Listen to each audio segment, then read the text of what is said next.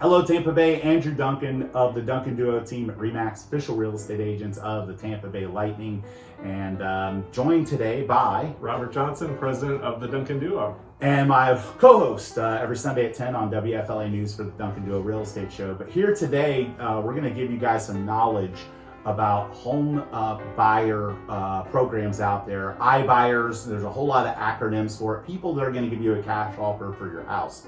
Now, here's what happens whenever there's a swing in the market. Now, there's enormous companies that advertise all over Tampa Bay and all over the country that are making instant cash offers for homes. And we obviously are a local presence doing the same thing. So if you get an offer from one of those large companies, we're willing to look at it and see what we can do to match or beat it. In a lot of instances, we're doing that. However, when that happens and the market gets all this education about, hey, you can sell your home instantly, you can avoid the hassle, you can do all these things, other people pop up that may be a little less scrupulous, maybe unscrupulous, looking to capitalize on the education that companies like mine and some of these other companies have given people about this as an option. So I want to give you some tips today. And Robert, I think, working with so many of our sellers, there are a lot of people that do want to sell their home and avoid the hassle and sell it quickly.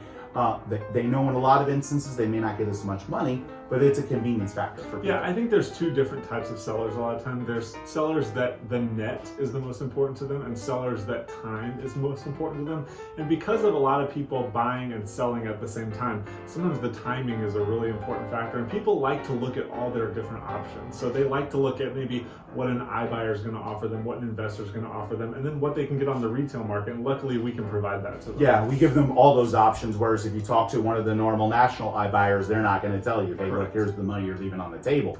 We're going to show you that and then give you the path that makes the most sense for you. But because of that, there are a lot of investors that are out there trying to capitalize on this and trying to take a portion of your equity by what I call something like an assignable contract. So today I'm going to give you a few tips on how to determine if the person giving you an offer for your house really wants to buy it, or if they simply want to take the contract that they've written for you and give it to someone else and get paid by that person and make some money and move on. So one key factor to determine whether or not someone will buy your house and whether or not they're a legitimate home buyer, look them up on tax rolls and see if they own other property in that entity. If they don't, it should be a red flag for you. Now, if they're one of the national people that's on TV, or myself, for example, it's not going to be hard to find out that we own other property.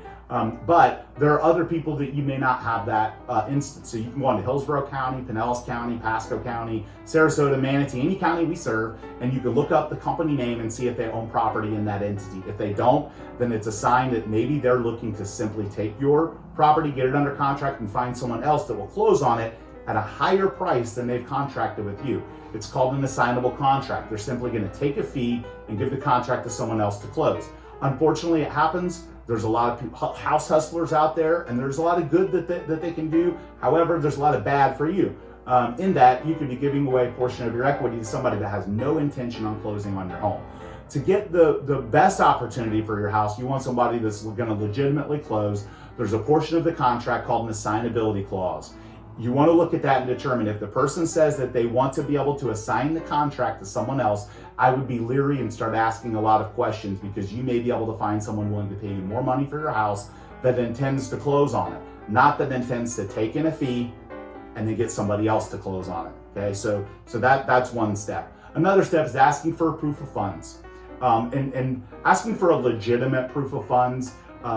From a company that you can't find out a lot of information about. Now, for us, for example, there are articles out there about, money that we made in a year and, charities that we support. There are big home buyers out there that, look, let's face it, you don't need a proof of funds from them. But if you're talking to an individual guy and he's got a company and you don't really know him, he doesn't have a website, he doesn't have a lot of reviews, he doesn't have a reputation out there, that's a scenario where you want to look at and make sure that they really have the money available to purchase the property.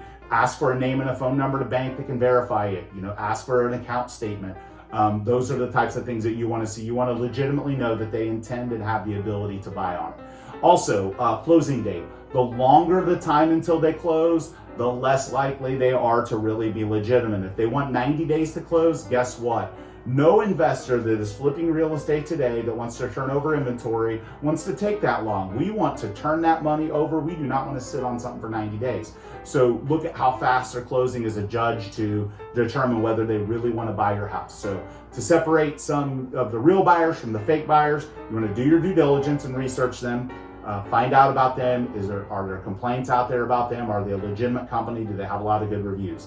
Secondly, to recap, you want to make sure they have a legitimate proof of funds that isn't something that they typed up at home on a Word document and put a generic fake logo on. Okay, you want to talk to someone from a third party. You want to look at a legitimate bank statement, determine. And then last but not least, you want to look at the assignability portion of the contract. If they're really going to close on your house, they should be willing to buy it without an assignability clause. If they have an assignability clause, it's a telltale sign that there's a very good chance they're a wholesaler. They simply want to flip your property to someone else and take a fee.